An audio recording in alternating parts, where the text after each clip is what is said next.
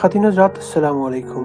मैं उम्मीद करता हूँ आप सब खैरियत से होंगे। मेरे आज के मेहमान मेरे दीगर मेहमानों की तरह एक बहुत ही मुनफ़रिद शख़्सियत हैं। पहली मुलाकात इनकी किताब के ज़रिए हुई और वो किताब मैंने सबसे पहले मीरपुर में देखी और पढ़ी और बाद में मुझे वो किताब बरतानिया आके मिली और वो पाकिस्तान से इंग्लिस्तान तक थी।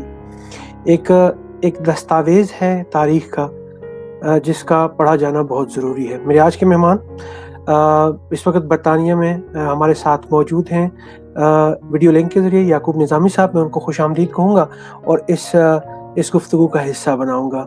आज सुनते हैं हम याकूब निज़ामी साहब से उनकी कहानी।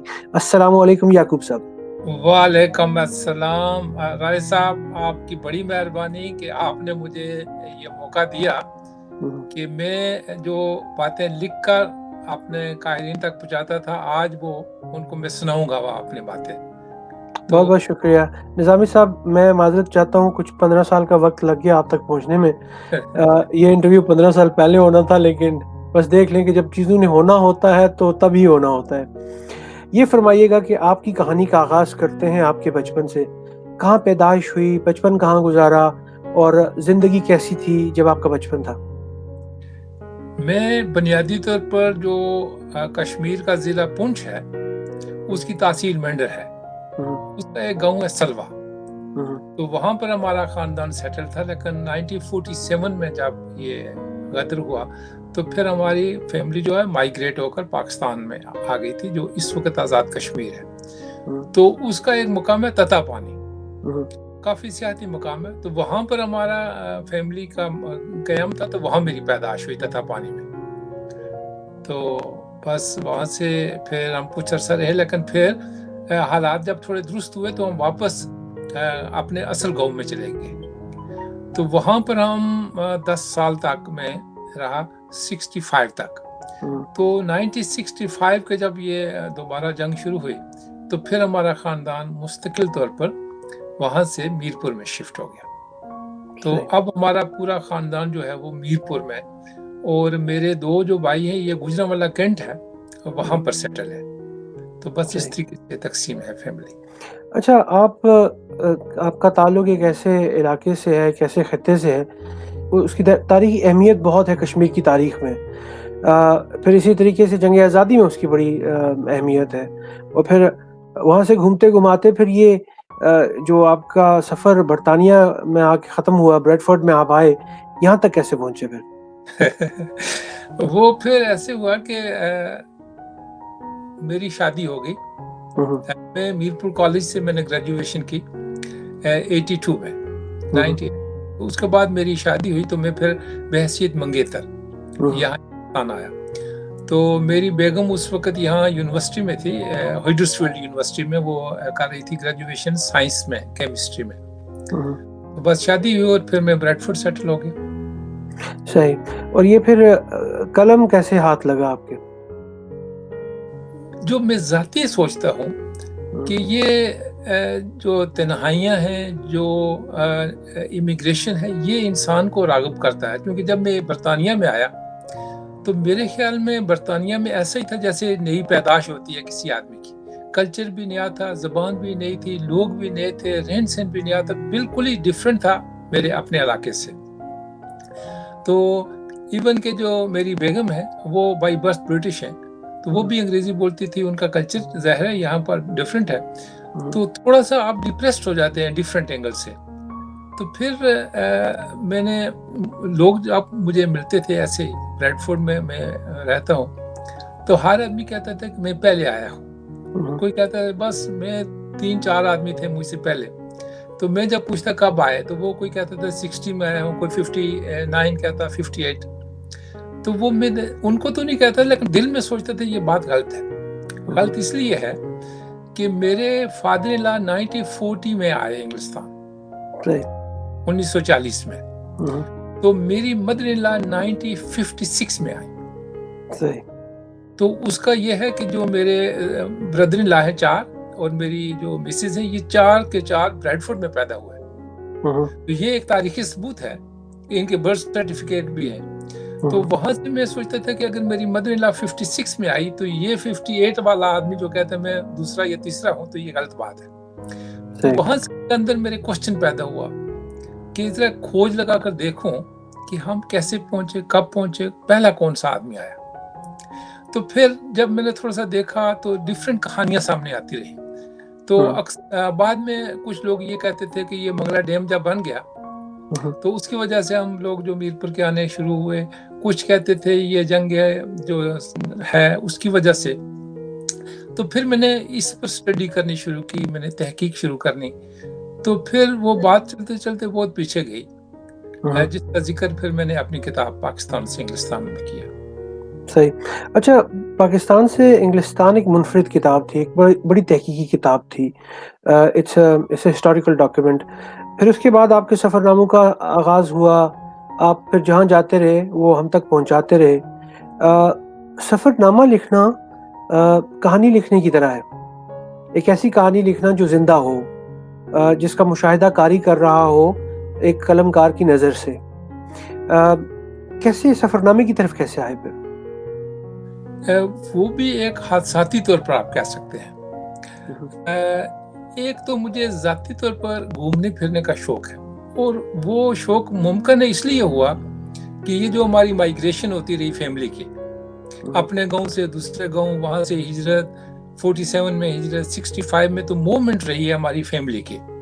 تو ممکن ہے وہ بھی ہوں، لیکن وہاں سے مجھے یہ شوق تھا کہ ذرا دنیا کو گھومنا پھرنا چاہیے. تو اتفاق ایسے ہوا کہ بریڈ فورڈ کے جو لوگ ہیں یہاں پر ایک ریڈیو سیٹ اپ ہوا جس کو ریڈیو رمضان کہتے ہیں، اور وہ پہلا ریڈیو بریڈ فورڈ میں قائم ہوا تھا. یہ میں بات کرتا ہوں 92 میں. تو انہوں نے ایسے کیا کہ 99 میں ایک پروگرام کیا اور اس میں فنڈ ریز کیے عراق کے لوگوں کے لیے، چونکہ عراق اس وقت کرائسس میں تھا. تو لوگوں نے کوئی 70,000 پاؤنڈ جمع کیے لوگوں کی مدد کے لیے. اب مسئلہ یہ تھا کہ پیسے آ گئے، لیکن ان پیسوں کو عراق پہنچایا کیسے جائے. تو اس کے لیے ایسے ہوا کہ ایک ڈیلیگیشن 6 آدمیوں کا ہوا. تو اس میں مجھے بھی شامل کیا گیا، اور وہ یہ ظاہر کیا گیا کہ ہم لوگ ٹورسٹ ہیں. تو وہاں سے ہم گئے تھے سیریا میں. تو جب ہم شام پہنچے اور دوسرے دن جب میں مسجد امیہ گیا اور اس کے باہر دیکھا کہ صلاح الدین ایوبی کی قبر ہے، تو وہ میں نے صلاح الدین ایوبی کے بارے میں تاریخی طور پر کافی پڑھا تھا. تو مجھے بڑا تھوڑی سا ایک عجیب مسرت ہوئی، خوشی ہوئی کہ ایک آدمی جس کے بارے میں نے پڑھا آج ان کی قبر پر میں حاضری دے رہا ہوں. اور وہ قبر کا ایسے منظر تھا جیسے بادشاہی مسجد لاہور کے پہلو میں علامہ اقبال کی قبر ہے، بالکل ایسے ہی ہے. جو امیہ ماسک ہے دمشق کی، اس کے باہر تھے. تو جب میں نے وہ دیکھا تو اس کے بعد پھر وہ ہمارا جو گائیڈ تھا وہ ہمیں قبرستان لے کر گیا، جو شیعی قبرستان ہے، اور وہ صحابہ اکرام جس میں حضرت بلال کی قبر ہے، جس میں حضور اکرم صلی اللہ علیہ وسلم کی 3 زوجہ کا قبریں ہیں. تو اس قسم جب میں نے دیکھی، پھر وہاں سے حمص کے اور خالد بن ولید کی قبر پر حاضری تھی. تو یہ چیزیں تاریخی لحاظ سے میں نے پڑھی تھی اور مجھے کوئی عجیب مسرت ہوئی. تو میں نے سوچا کہ دیکھو مجھے اللہ نے ایک موقع دیا کہ میں ان جگہوں پر آیا اور ان کو دیکھ رہا ہوں. تو ممکن ہے میری طرح بہت سے لوگ ایسے ہوں کہ جنہوں نے پڑھا ہو اور ان تک یہ بات نہیں پہنچی ہو. تو کیوں نہ میں ان چیزوں کو لکھ لوں، تاکہ وہ جو حضرات جو اس لحاظ سے فائنینشلی یا کوئی اور ممکن ہے طریقے سے یہاں پہنچ نہ سکے، تو وہیں سے میں نے ڈائری لی اور میں نے وہ چیزیں لکھنی شروع کر لی ساتھ ساتھ. تو پھر جب میں شام سے پھر ہم عراق چلے گئے. عراق ہی ہمارا ٹارگٹ تھا. تو وہاں پر فیصلہ یہ ہوا کہ غوث الاعظم شیخ عبد القادر جیلانی کے مزار پر جو ہے نا ان پر حاضری ہونی چاہیے. تو ہم نے پاکستانی سفارت خانے سے رابطہ کیا. تو وہاں پر ہمارے کھوئرٹے کے راجہ اقبال صاحب تھے جو ریٹائرڈ آرمی آفیسر تھے، لیکن وہاں پر ایمبیسی میں کام کرتے تھے. تو ان سے رابطہ کیا، وہ ہمیں ملے اور انہوں نے پھر ہمارے لنک پیدا کیے وہاں پر. تو جب لنک ہمارے پیدا ہو گئے تو پھر وہ جو پیسے تھے کچھ ہم نے وہاں پر دیے، انہوں نے باقاعدہ رسیدیں دی. تو پھر ہم نے بغداد میں، اور اس کے بعد پھر وہ ہمارے گائیڈ مل گیا جو ہمیں کوفہ میں بھی لے کر گیا، نجف اشرف میں لے کر گیا، اور واقعہ کربلا جہاں ہوا وہاں پر گیا. تو جب سب چیزیں دیکھی تو میرے اندر پھر اور تجسس پیدا ہوا کہ بچپن سے ہم جو کربلا کے لیے کوفہ اور پھر حضرت علی کے مزار پر جب ہم پہنچے تو وہ میرے لیے ایک اور مسرت تھی. تو وہ تمام چیزیں لکھتا رہا میں. تو وہاں سے پھر ہم نے یہ فیصلہ کیا کہ کیوں نہ ہم یہاں سے فلسطین میں جائیں.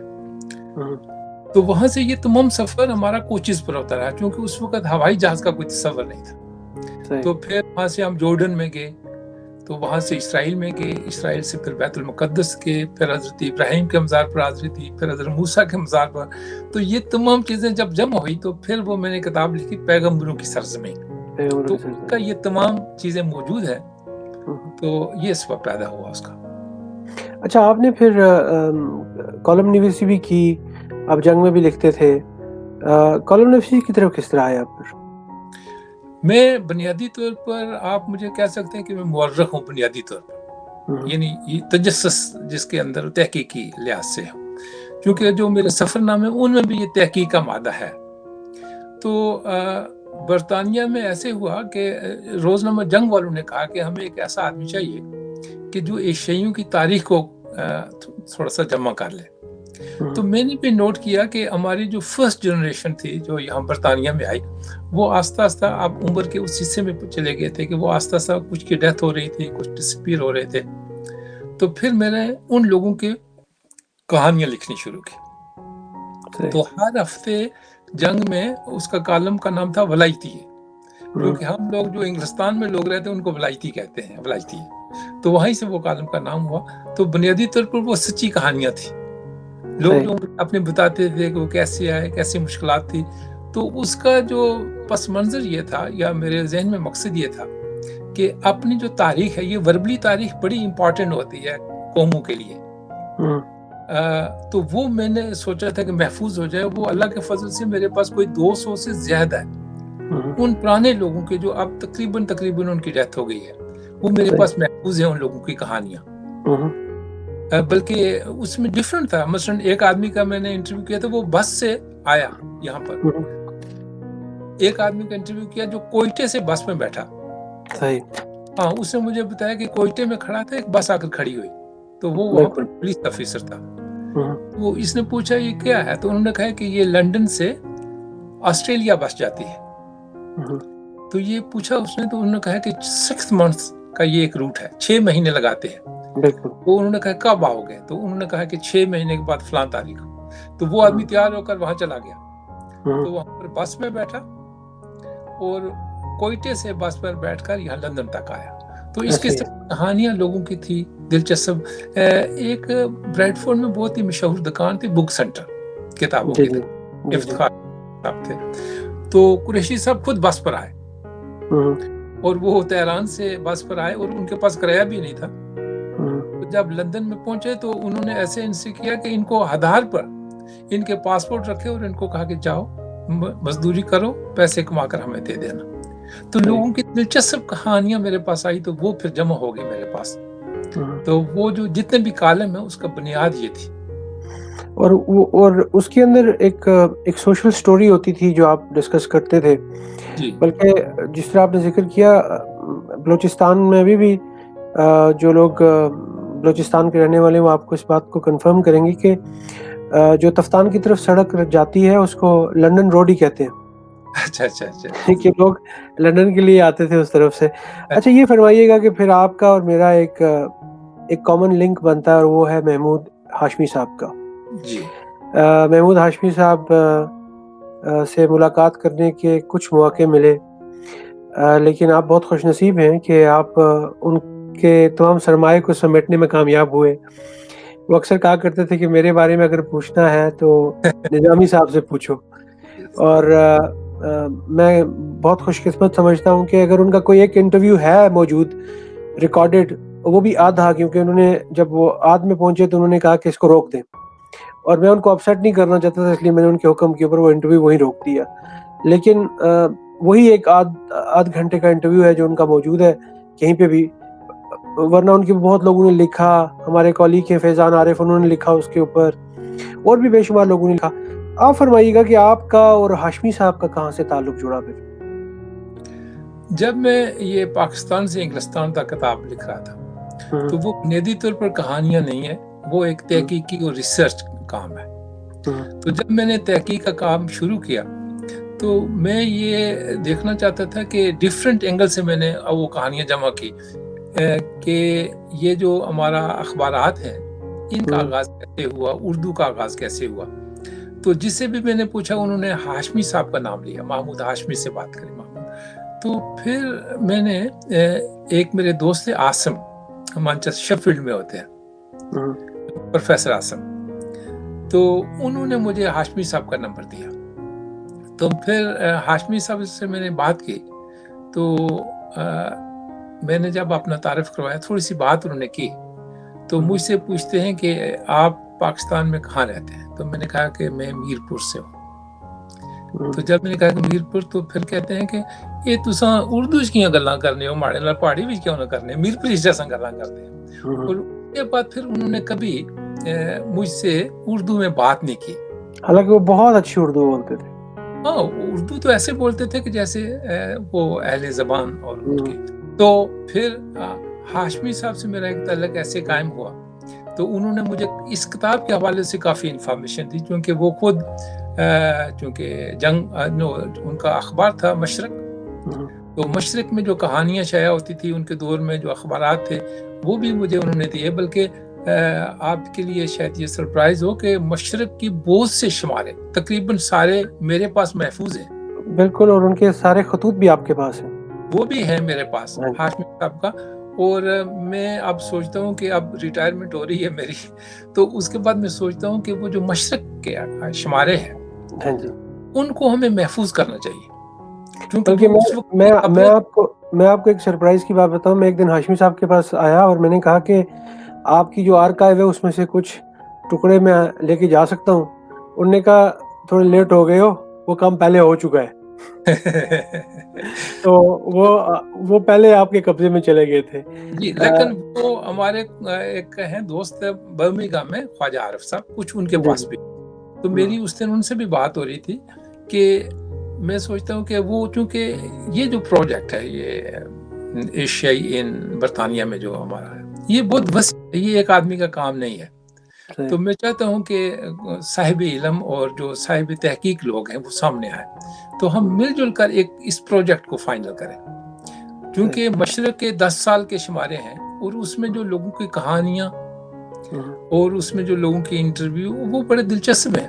اس وقت وہ لوگ کچھ کی ڈیتھ ہو گئی ہے, کچھ مر گئے ہیں, اور میرے خیال میں وہ محفوظ ہونا چاہیے کتابی شکل میں. بالکل ہونا چاہیے. بلکہ آپ کو دیکھنے والے جو لوگ ہیں میں ان کو بھی یہ پیغام دینا چاہوں گا کہ اگر کوئی ایسا شخص ہے جو اس میں کنٹریبیوٹ کرنا چاہے, کیونکہ بعض دفعہ بہت سے لوگ پوشیدہ رہتے ہیں, سامنے نہیں آتے ہیں, بات نہیں کرتے, تو یہ بہت اچھا ہوگا. اچھا یہ فرمائیے گا کہ عملی زندگی میں پھر آپ ایک مترجم بھی ہوئے, آپ زبان بولتے بھی ہیں, زبان کا ترجمہ بھی کرتے ہیں, لیکن وہ جو یادیں تھیں کشمیر کی, وہ جو یادیں تھیں میرپور کی, اور جو ایک کلیش آف کلچر, ایک کلیش آف سوسائٹی ہوتا ہے یہاں آ کے, کیا وہ آپ محسوس کرتے ہیں کہ اب جو لوگ یہاں آ رہے ہیں وہ ختم ہو گیا ہے؟ کیونکہ اب میرپور بھی برطانیہ ہی لگتا ہے. وہ ضرور ہے, لیکن جہاں تک کمیونیکیشن کی اگر آپ بات کریں, ترجمانی کی اور انٹرپریٹیشن کی, تو وہ ابھی تک کمی نہیں ہوئی ہے. اس میں ہمارے بہت سے لوگ جو ہے وہ انوالو ہیں, بلکہ ان کی روزی کا سبب ہے, اس میں خود شامل ہوں کیونکہ میرا جاب ہے. تو وہ کمیونیکیشن گیپ جو ہے تھوڑا سا کم ہوا ہے. وہ اس اینگل سے کہ یہ سوشل میڈیا ہے, مثلا ہم بات چیت کر رہے ہیں, ممکن ہے یہ میرپور کے لوگ, پاکستان کے لوگ یہاں آنے سے پہلے کچھ نے یہ کتابیں پڑھی ہوں, جیسے وہ ہم نے پاکستان سے انگلستان تک کی بات کی ہے, تو یہ کافی ساری انفارمیشن لوگ پڑھ کر آتے ہیں, تو وہ کافی سے ان کے پاس آلریڈی انفارمیشن ہوتی ہے. لیکن جب میں آیا تھا تو اس وقت اس قسم کی کوئی چیز نہیں تھی, یعنی میرے ذہن میں کچھ بھی نہیں تھا. برطانیہ کا عجیب نقشہ تھا میرے ذہن میں. تو اب میرے خیال میں وہ کم ہے جو اس وقت تھا، لیکن پھر بھی جو کلچرل کرائسس ہیں، جو گیپ ہے وہ ہے، اس سے اس کو فل ہونے میں میرے خیال میں کافی ٹائم چاہیے. صحیح. اچھا، آپ جب پیچھے مڑ کے دیکھتے ہیں اور چیزوں کو آبزرو کرتے ہیں، خاص طور پہ میں کشمیر کے تناظر میں بات کروں گا، یہاں پہ برطانیہ میں کشمیر اور کشمیر شناسی کو کشمیر سے باہر شاید لوگ کم جانتے ہیں. یہاں پہ کشمیر شناسی کی تحریکیں چلتی ہیں، یہاں پہ لوگ کشمیر کی بات کرتے ہیں، جبکہ جب کشمیر سے باہر خاص طور پہ پاکستان کے مختلف علاقوں میں کشمیری جو رہتے ہیں، ان کے اندر کوئی ایسی منفرد چیز نہیں ہوتی ہے، وہ ایسی کوئی منفرد بات نہیں کرتے. لفظ میرپوری جو ہے اس کو جتنی ریکگنیشن برطانیہ میں ملی اتنی شاید میرپور میں بھی نہیں ملی. یہ کیا وجہ ہے کہ جب ہم اپنے علاقے، خاص طور پہ برطانیہ میں جو ہم کشمیری رہتے ہیں، ہم زیادہ نیشنلسٹ ہو جاتے ہیں یہاں پہ آ کے؟ یہ ہو سکتا ہے کہ جب مٹی سے دور ہوں تو آپ کو اپنے وطن کی یاد تو ستاتی ہے. جیسے میں نے شروع میں بتایا تھا کہ میرے 10 سال جو ہے وہ مقبوضہ کشمیر میں، تو وہ مجھے 10 سال کی باتیں اتنی یاد ہیں کہ اس کے بعد کی جو میری 50 سال کی زندگی ہے اس میں وہ چیزیں مجھے یاد نہیں ہیں اتنی. بچپن کی یعنی وہ سکول، وہ ہمارا گاؤں، وہ کھیت، وہ دریا، وہ گاؤں، جنگل، ہر چیز. اور مجھے بڑی خوشی ہوئی تھی کہ جب آپ کی کتاب لینٹھا میرے پاس تو اس کتاب میں میرے گاؤں کا ذکر موجود ہے، اس میں وہ ڈرائنگز ہیں، وہ اس میں نقشے ہیں کرنل صاحب نے جو ہاتھ سے بنائے ہوئے ہیں. اور اس کتاب سے مجھے یہ پتا چلا کہ جب ہم لوگوں نے ہجرت کی تو اس کے بعد اس گاؤں میں کیا ہوا. باقاعدہ انہوں نے وہ سلوا کا، گاؤں کا نام سلوا تھا، مینڈر، اور اس کا فال کیسے ہوا، یہ تمام وٹنس تھے اس میں. تو وہ مجھے بڑی مسرت ہوئی تھی وہ آپ کی کتاب دیکھ کر. بہت نوازش آپ کی، اور بلکہ آپ کا مجھے رکا بھی موصول ہوا تھا، اور آپ کی کتب بھی میرے تک پہنچی. میں بہت ممنون ہوں اس کا. یہ فرمائیے گا کہ اب آگے کیا، کن پروجیکٹس پہ کام کر رہے ہیں؟ اس کا جو یہ آپ نے سوال کیا، اس کا تھوڑا سا کنیکشن پہلے سے بھی ہے کہ پاکستان میں جو کشمیر کا ہے ایشوز یا باتیں یہ وہاں تک نہیں پہنچ سکی. میرے خیال میں اس میں کچھ تو ہم کشمیری جو خود ہیں ہم بھی ذمہ دار ہیں. اس کا میں ذمہ دار اس لیے کہتا ہوں کہ فرض کرتے ہیں کہ میں لکھتا ہوں، لیکن میں نے جو کتابیں لکھی ہیں وہ برطانیہ میں ہیں، وہ عراق کے بارے میں نے لکھا ہے، میں نے اسپین کے بارے میں سفر نامہ لکھا ہے، جاپان کے، لیکن کشمیر کا نہیں. حالانکہ بحیثیت کشمیری مجھے اپنے مسئلے کو اجاگر کرنا چاہیے اور وہ میرا فرض بنتا تھا. ٹھیک ہے، لیکن ہم یہ سوچتے ہیں کہ نہیں یہ میں نہیں کام کروں گا، یہ انوار راجہ کا کام ہے. آپ کہیں گے کہ نہیں یہ شمس کا کام ہے، شمس کہے گا نہیں یہ حکومت آزاد کشمیر کا کام ہے. تو اس میں ہم جو ہے نا ایک دوسرے پہ جب ڈالتے تو کام نہیں ہوتا ہے. تو میرے خیال میں ہمیں جو ہمارا مسئلہ ہے، ہماری جو باتیں ہیں، اس کو اجاگر کرنا چاہیے ڈیفرنٹ پلیٹ فارم سے. اس میں اب تو میڈیا بڑا ایکٹیو ہو گیا ہے، اس میں یہ جو ابھی ہم بات چیت کر رہے ہیں یہ لوگوں تک پہنچے گی. اس کے بعد کتابیں جو ہیں، اگرچہ اب رجحان کم ہے کتابوں کا، لیکن پھر بھی ان کی ایک اپنی حیثیت ہے کتاب کی. تو لوگوں کو اویئر کرنے کی ضرورت ہے، لوگوں کو اپنا کیس پہنچانے کی ہے.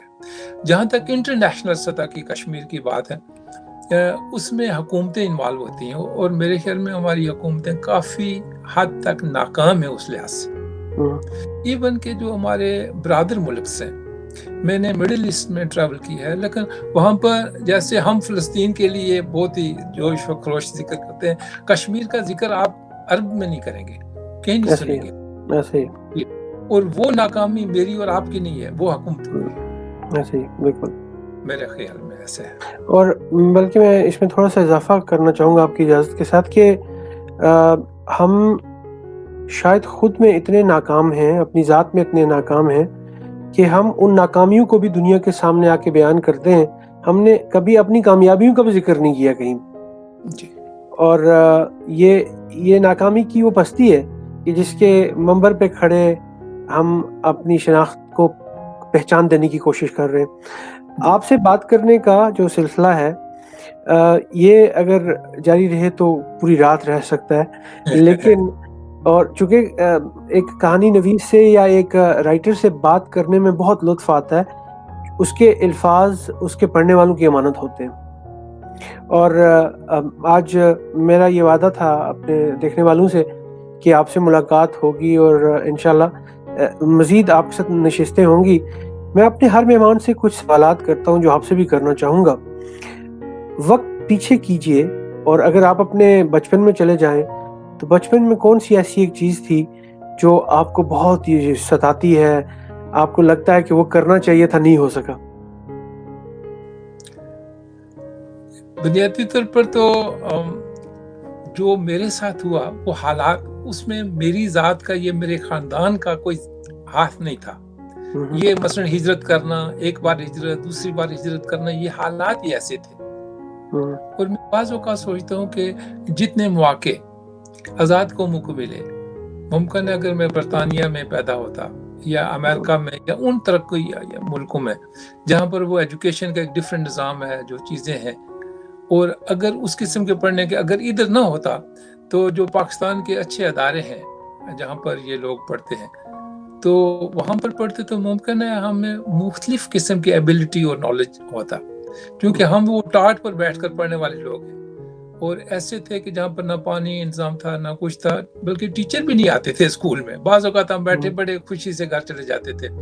تو وہ اس قسم کی جو ناکامیاں ہیں، جو اداسیاں ہیں، وہ بعض اوقات میں محسوس کرتا ہوں۔ اور پھر جو میں اب لکھتا ہوں، اب میں پڑھتا بھی ہوں، لیکن جب پڑھنے کی عمر تھی اس وقت یہ چیزیں مجھے میسر نہیں تھی۔ مثلاً میں جب پڑھنے کا ہوتا ہے، میٹرک پڑھتے ہیں آپ، یہ کالج میں پڑھتے ہیں، کبھی ناول پڑھنے کا موقع نہیں ملا، افسانے، کیونکہ حالات ہی اس قسم کے، کچھ فائنینشیل بھی ہوتے ہیں، کچھ ہماری کتابیں بھی نہیں ہوتی۔ تو میں ذاتی محسوس کرتا ہوں کہ میری جو تحریروں میں کمی ہے، اس میں ایک یہ بھی ہے کہ میں نے اپنا جو اصل لٹریچر ہے وہ کم پڑھا ہے جب پڑھنا چاہیے تھا۔ تو وہ ایک میں ذاتی محسوس کرتا ہوں، ممکن ہے ڈیفرنٹ اینگل سے اس کو دیکھتے ہوں۔ صحیح۔ اچھا، آپ کے کام کے اوپر مقالہ جات بھی لکھی گئے ابھی حال ہی میں، جی، اس بارے میں کچھ بتائیے گا کہ آپ کی کن کتابوں کے اوپر مقالہ جات لکھے گئے؟ جو سب سے پہلا مقالہ لکھا گیا تھا وہ میرپور جو ڈگری کالج ہے، وہاں کی ایک طالبہ تھی، تو اس نے لکھا تھا، ایم اے اردو میں کر رہی تھی، تو وہ اس نے لکھا تھا یعقوب نظامی بحیثیت نثر نگار۔ تو اس کے بعد پھر اسی تقریباً ملتے جلتے ایک زمانے میں وومن یونیورسٹی جو لاہور ہے، وہاں کی ایک لڑکی نے اس کا ایم فل کیا تھا، تو اس کا تھا کہ یعقوب نظامی بحیثیت سفر نامہ نگار، تو اس نے ایم فل کیا تھا۔ اس کے بعد پھر ایک لڑکی ملتان کی ہے، اس نے میرے صرف ایک سفر نامہ مصر کے بازار پر، وہ ایم ایس وہ اس نے کمپلیٹ کیا ہے۔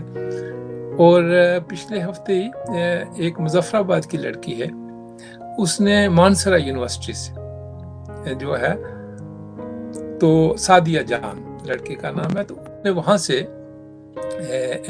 یہ کیا ہے، ایم فل کا مقالہ مکمل کیا ہے۔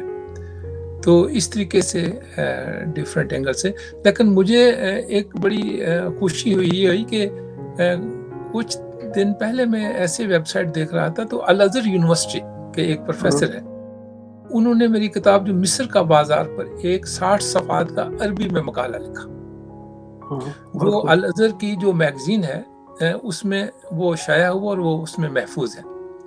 اور اس نے اس اینگل سے لکھا مجھ پر کہ ایک غیر مصری جب مصر میں آیا تو اس نے کیا دیکھا، اور خصوصاً یہ جو ہے سرائے سینا، کیونکہ میں کوہ طور پر گیا، اور میرے ذہن میں یہ تھا کہ جب فرعون کی جان شکنجے سے جب جان حضرت موسیٰ نے چھڑائی اپنی قوم کی، تو وہ جس روٹ پر گیا تو میں نے اس روٹ پر سفر کیا تھا، تو اس اینگل سے انہوں نے وہ دیکھا کہ سرائے سینا میں ایک غیر جو عرب ہے، خصوصاً پاکستان سے وہ گیا، تو اس نے وہ لکھا، تو وہ میرے لیے مسرت کا تھا کہ عربی میں اس نے لکھا، اور الازہر یونیورسٹی کا ایک اپنا کافی ویٹ ہے۔ بالکل ایسے ہی، بالکل ایسے ہی۔ نظامی صاحب، گفتگو میں جو چیزیں مجھے آج دیکھ کے اور سن کے اچھا لگا وہ یہ کہ آپ کے اندر آج بھی وطنیت، اپنی مٹی کی محبت بہت بھری ہوئی ہے. کیا پیغام دینا چاہیں گے ان نوجوانوں کو کہ جو ایک خواب لے کے پیدا ہوتے ہیں، خاص طور پہ میرپور میں جو نوجوان ہیں ان کے بڑے خواب ہوتے ہیں یورپ آنے کے، کیا پیغام دینا چاہیں گے ان کو؟ میرے خیال میں جو آپ کام کر سکتے ہیں وہ کسی بھی جگہ پر بیٹھ کر ہو سکتا ہے. کوئی ضروری نہیں کہ آپ امریکہ، برطانیہ، مڈل ایسٹ یا کسی جگہ ہو. جب آپ کے اندر جذبہ ہو. میں آپ کی اجازت سے ایک میرے بھتیجا ہے، ان کا نام ہے پروفیسر محمد الیاس ایوب، اور وہ بلائنڈ ہے by birth. M A English ہے، ایم اے اسلامک اسٹڈی ہے، اور ایم اے سوشل میں. میرپور کالج میں انگریزی کے پروفیسر ہیں. بہت خوب. اور انہوں نے میرپور میں عقاب سکول، جو بلائنڈ آزاد کشمیر کا پہلا سکول ہے، وہ میرپور سیٹ اپ کیا، خلق آباد. اور وہ اتنا بڑا پروجیکٹ ہے کہ جب آپ جاتے ہیں تو حیران آدمی ہو جاتا ہے کہ ایک بلائنڈ آدمی نے، اگرچہ وہ چیریٹی بیسس پر ہے، برطانیہ کے لوگ یہاں پر وہ آتا ہے، برطانیہ کے لوگوں نے چیریٹی تھی، لیکن اس کو آرگنائز کر کے ایک سکول دیا. اور اس سکول سے اس وقت تک کوئی تقریباً 15 بچے ایم اے کر چکے ہیں، نہیں بی اے کر چکے ہیں. میرے خیال میں 1-2 ہے، کچھ ایف اے ہے. یہ 2000 میں قائم ہوا تھا، آج 20 سال میں یہ پروجیکٹ اس وقت کامیاب ہو گیا. تو یہ اس لیے میں نے مثال دی ہے کہ ایک بلائنڈ آدمی کے اندر جذبہ پیدا ہوا کہ جو میری طرح کے بلائنڈ لوگ ہیں ان کے لیے میں کام کروں، تو وہ کامیاب ہے اس وقت تک. بلکہ ابھی حکومت پاکستان نے اس کے کام کو دیکھ کر اس کو ستارہ امتیاز کے لیے منتخب کیا. جو بالکل ایسے ہی ہے، بالکل ایسے ہی ہے. تو آپ سب کو اس بات کی بہت مبارکباد ہو. یہ ایک بہت بڑی اچیومنٹ ہے. میں بالکل میں یہی کہہ رہا ہوں کہ یہ ہم سب کی اچیومنٹ ہوتی ہے. جی، اور اگر وہ ایک بلائنڈ آدمی وہاں پر رہ کر، اسی جگہ رہ کر یہ اتنا کام کر سکتا ہے، تو ہم جو لوگ اپنے آپ کو ایبل کہتے ہیں وہ اس کے سامنے ڈسیبل ہے. ہمیں چاہیے کہ ہم اپنے فوکس کریں، کیونکہ جب تک ہم کسی کام کے لیے فوکس نہیں کریں گے، ہماری ایک یہ بھی پرابلم ہو جاتی ہے کہ ہم آل راؤنڈر ہو جاتے ہیں. مثلاً آپ کا جو پس منظر ہے زیادہ ٹیلی ویژن، ریڈیو، ساؤنڈ سے اور ان چیزوں سے زیادہ اخبارات سے ہے. تو اگر میں دیکھوں کہ آپ کرتے ہیں تو میں بھی کل شروع کروں، تو وہ غلط بات، وہ اس لیے کہ میرا وہ فیلڈ نہیں ہے. ٹھیک ہے، ہر آدمی اگر اپنے فیلڈ میں کام کرے تو میرے خیال میں ہم کامیاب ہو سکتے ہیں.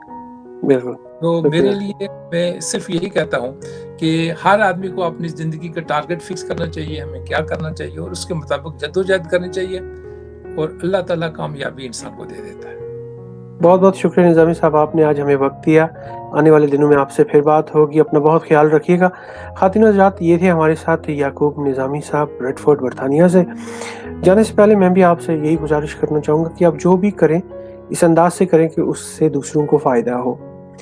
اگلے ہفتے ایک اور مہمان کے ساتھ جلد حاضر ہوں گا. تب تک اپنا بہت خیال رکھیے گا.